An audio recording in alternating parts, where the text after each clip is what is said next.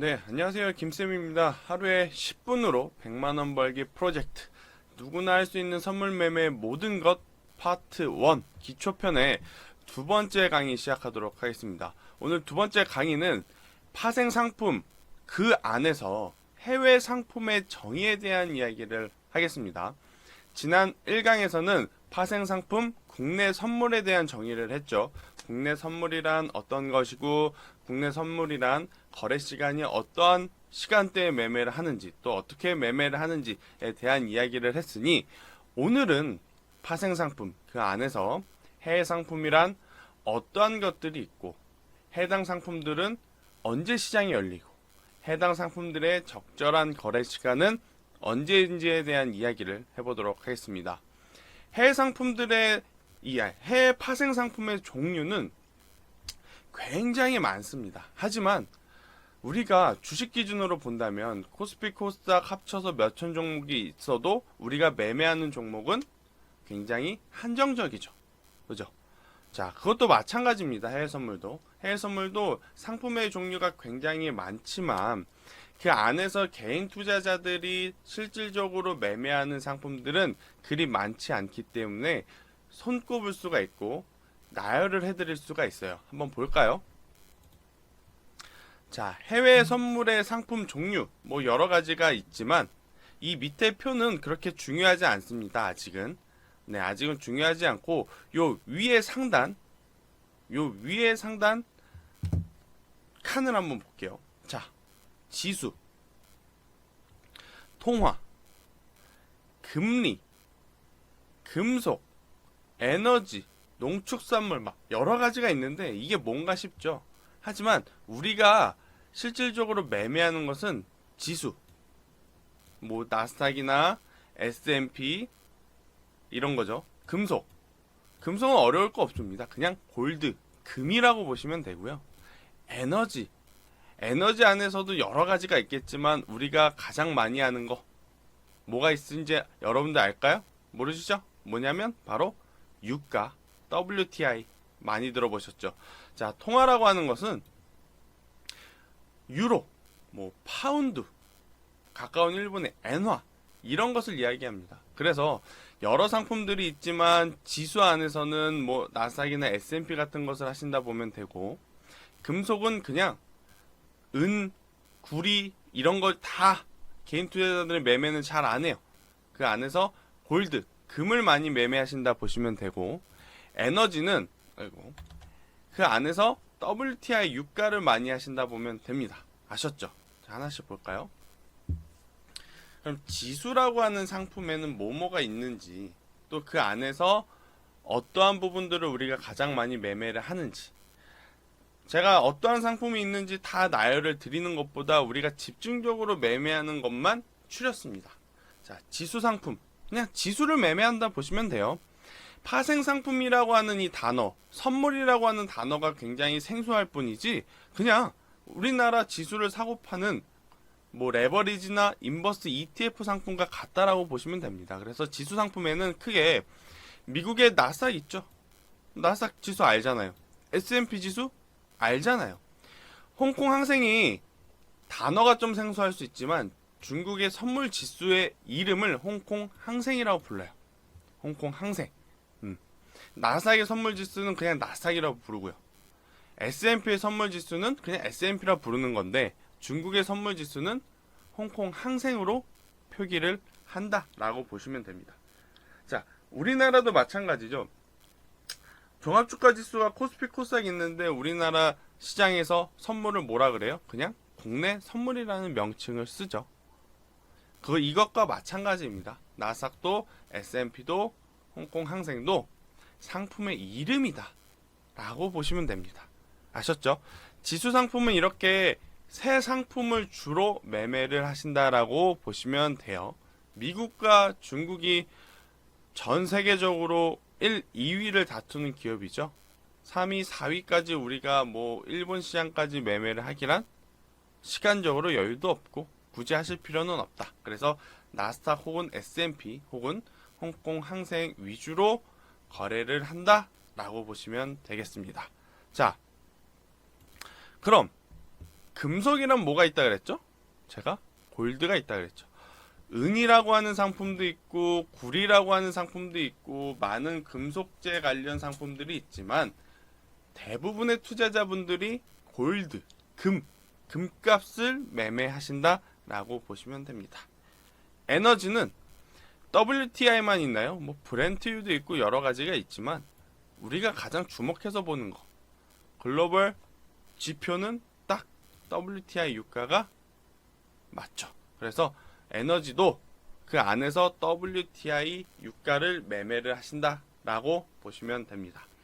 통화 안에는 유로도 있고 파운드도 있고 엔화도 있고 뭐 여러 가지 이제 통화 상품들이 있어요.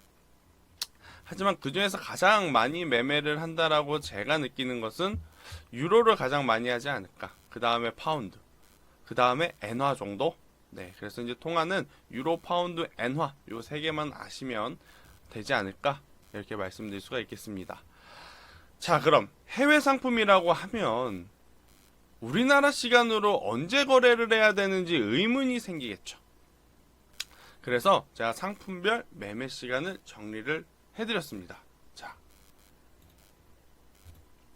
쉽죠? 자, 항생이 뭐라 그랬어요? 항생 중국의 선물 지수, 그죠? 홍콩 항생이라고 부른다. 중국의 선물 지수. 자, 상품별 매매 시간을 제가 우리나라 시간으로 정리를 해드렸습니다. 자, 굉장히 복잡하지만 제 이야기를 들으시면 쉽게 이해되실 거예요. 항생, 즉 중국의 선물 지수를 제외한 다수의 상품은 오전 8시부터 당일 오전 8시부터 다음날 07시까지 시장이 열려요. 즉 23시간 시장이 열린다라고 보시면 됩니다. 그러면 다음날 오전 7시부터 오전 8시까지 브레이킹 타임이 생기죠. 그래서 1시간을 제외한 23시간 시간이 열리고 주말과 해당 국가의 공휴일은 당연히 휴장입니다. 그죠? 미국이나 중국의 공휴일은 당연히 휴장입니다. 자, 그런데 항생은 시간대가 조금 달라요. 다수의 상품은 그냥 오전 8시부터 다음날 아침 7시까지 하신다라고 보시면 되지만 항생은 조금 다릅니다. 항생은 오전 10시 15분부터 오후 11시까지 중국 증시하고 똑같죠. 네. 요 일부 오전 10시 15분부터 오후 13시까지 일부가 있고요. 1시부터 2시까지는 브레이킹 타임이 있어요. 점심시간. 참 좋은 시장이죠. 자, 그럼 점심시간 1시간 갖고 2시부터 14시부터 오후 5시 30분까지가 2부예요. 2부. 그냥 우리나라 증시로 따지면 오전장과 오후장으로 나눌 수 있고 그 사이에 1시간 정도의 점심시간이 있다라는 겁니다. 점심시간에는 거래가 안 돼요. 네, 차트가 딱 멈춰 있습니다. 그리고 야간장이라고 하죠. 야간장, 뭐 18시 15분, 즉 6시 15분부터 다음날 오전 4시까지 하는 3부가 있다라고 보시면 됩니다. 그래서 대다수의 상품은 당일 8시부터 이길 오전 17시까지 23시간 열려 있는데 항생은 중간중간에 쉬는 시간이 있다라고 이해를 하시면 됩니다. 자, 그럼 여기서 한 가지 드는 의문. 아니, 시장이 23시간 열리면 23시간 동안 앉아서 매매를 하라는 거야? 이렇게 생각하실 수 있죠. 그죠? 그런데 23시간 매매하면 우리가 버틸 수 있을까요? 자, 여러분들 비트코인 가상화폐 매매를 해보신 분들 혹시 있으시면 아실 거예요. 사람이 버텨내질 못해요. 장이 23시간, 24시간 열려 있으면. 가상화폐는 거기에 주말도 없죠. 자, 해외 파생 상품은 23시간 매매 시간이 있고 주말은 쉬고 국가 공휴일도 쉬지만 23시간 동안 계속해서 매매를 하는 것이 절대 아닙니다. 그럼 언제 매매를 해야 되죠? 언제? 변동성이 큰 시간대에서 매매를 해야 되겠죠. 이게 무슨 이야기냐? 여러분들 우리나라 시장으로 우리나라 이 주식시장 기준으로 볼게요. 시간의 거래가 많을까요? 9시 전에 하는 시간의 거래가 많을까요? 9시부터 3시 20분까지 하는 장중 거래가 많을까요? 그리고 3시 20분 이후에 4시부터 하는 또 시간의 거래가 많을까요? 당연히 장중 거래가 많겠죠. 시간의 거래도 물론 하시는 분도 있지만 장중 거래에 비하면 비중이 그리 크지 않죠. 해외 상품도 마찬가지입니다. 시장은 열려 있지만 그 나라의 시간에 따라서 변동성이 커지거나 작아져요. 자, 내가 유럽 사람이야. 내가 미국 사람이야. 대한민국은 지금 낮이에요. 한참 경제활동을 할 시간이에요. 근데 그들은 시차가 7시간 혹은 9시간 혹은 12시간 차이가 나니까 자야 되는 시간일 수도 있고 쉬는 시간일 수도 있고 퇴근들 하고 저녁에 가족들과 지인들과 연인들과 식사를 하는 시간일 수도 있죠. 그렇기 때문에 시장은 23시간이 열려 있어도 변동성이 큰 시간대가 있고 그 시간대에서 매매를 하는 것이 가장 바람직합니다. 23시간 동안 매매를 하는 것이 아니고. 자, 그럼 가장 많이 한다는 이 상품들의 주요 변동성이 큰 시간을 제가 말씀드리겠습니다. 꼭 메모를 하시고 컴퓨터 옆에 붙여 놓으시면 굉장히 도움이 될 겁니다. 항생은 제가 아까 말했죠. 1부, 2부, 3부 이렇게 나눠지지만 사실 3부에서는 거래는 거의 안 한다라고 보시면 됩니다. 보통 거래는 1부. 네, 1부. 그 안에서 한 2시간 정도? 즉 오전 10시 15분부터 12시까지 보통 매매를 한다라고 보시면 되고요. 2부에 매매를 하는 날은 제가 다음 강의에도 말씀드리겠지만 뭐 뉴스가 있거나 경제지표가 오후에 발표를 한다고 하거나 혹은 오후에 중국 상무부에서 인터뷰를 하겠다, 연설을 하겠다라는 이슈가 있을 때 오후에 하는 거지 대부분은 오전 10시 15분 기준으로 1시간 반에서 2시간 정도 집중해서 매매를 하시는 게 가장 좋다. 아셨죠? 변동성이 큰 시간대에 왜 매매를 해야 되는지는 잠시 후면 알 수 있습니다. 자, 끝까지 들어주세요. 자, 그럼 나스닥과 오일 골드 미국이죠? 저들을 주무를 수 있는 게 미국이죠? 그죠? 시장은 오전 8시부터 다음날 새벽 7시까지 열리지만 저들이 가장 경제활동이 활발할 때, 즉 저들 시간 기준으로 오전 8시나 9시부터 그죠? 점심시간 때까지겠죠. 왜냐면 우리 시장도 마찬가지잖아요. 오전 9시부터 10시 반, 그러니까 장 시작 후 1시간과 장 마치기 전 1시간이 굉장히 활발한 것처럼 저들도 마찬가지입니다. 그래서 보통 나스닥이라고 하는 시장이 10시 30분에 열려요. 미국의 본 시장이 우리나라 주식시장처럼 열리는 현물 시장이 10시 30분에 열리는데 전후로 해서 1시간 정도, 즉 9시 30분부터 12시까지 자정까지가 가장 변동성이 큰 시간대다. 그래서 나스닥도 오일도 골드도 23시간 시장이 열려 있어도 매매를 하는 시간은 저녁, 우리나라 시간 기준으로 저녁 9시 반에서 12시이기 때문에 직장을 다니시는 분들도 낮에, 그죠? 자영업, 가게를 하시는 분들도 충분히 할 수 있는 가장 큰 메리트가 있다라고 보시면 됩니다. 자, 유로와 파운드. 제가 시간을 잘못 썼는데요. 유로와 파운드는 오후 5시부터 오후 7시까지 거래가 굉장히 활발해요. 유럽이 보통 우리나라와 한 10시간 정도 시차가 있다라고 보시면 되는데 왜 그러냐면 저들이 저때쯤 아침 8시부터 10시 사이가 되기 때문이에요. 아셨죠?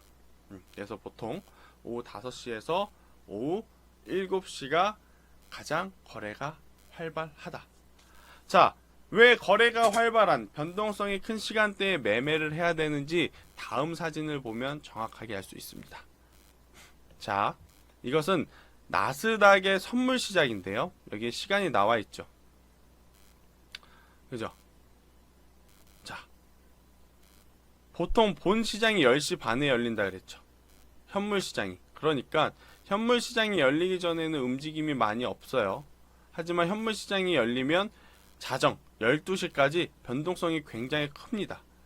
그러면 이렇게 큰 변동성이 보이니 내려갈 때 수익을 보는 사람도 있고, 물론 손실을 볼 수도 있지만 또 올라갈 때 수익을 보는 사람들도 생기겠죠. 하지만 12시가 넘어서 이렇게 옆으로 작은 움직임을 보인다면 매매를 하기에 굉장히 어렵겠죠. 그죠? 예를 들어서 내가 삼성전자 주식을 한 주를 샀는데 이렇게 움직이다가 갑자기 움직임이 멈춰버려요. 네. 그러면 굉장히 당황스럽겠죠. 샀는데 올라가지도 잘 내려가지도 않으니까. 그래서 23시간 시장이 열려있다라는 것이 가장 큰 여러분들에게 부담일 수 있지만, 이것과 마찬가지로 이것과 같이 변동성이 큰 시간대에 매매를 한다면 하루에 뭐 오전 1시간 반, 오후 1시간 반 요 정도만 투자를 하셔도 충분히 좋은 성과를 낼 수 있다라고 말씀드리겠습니다. 자, 그러면 지난주와 이번주에 이 상품들의 정의를 제가 말씀을 드렸죠. 국내 선물이란 어떤 것이고 해외 상품이란 어떤 것이고. 자, 그러면 가장 중요한 거, 그래, 국내 선물이 어떤 건지 해외 상품이 어떤 건지 알았어. 그러면 그 다음에 어떻게 매매를 해야 되는데, 그런 질문이 당연히 따라 붙겠죠. 그래서 다음 시간에는 계좌를 어떻게 만들고 그 만든 계좌를 가지고 어떻게 사용하는지에 대한 강의를 시작하도록 하겠습니다. 자, 오늘 파생 상품, 그 안에서 해외 상품의 정의, 해외 상품이란 어떠한 것이 있고 각 상품별 거래 시간은 언제부터 어디까지이고 또 각 상품별 가장 매매하기에 적합한 시간대는 언제인지에 대한 이야기를 마치도록 하겠습니다. 자, 오늘도 굉장히 고생 많으셨고 저는 다음 주 HTS 만들기와 사용법으로 여러분들께 찾아뵙도록 하겠습니다. 지금까지 김쌤이었습니다.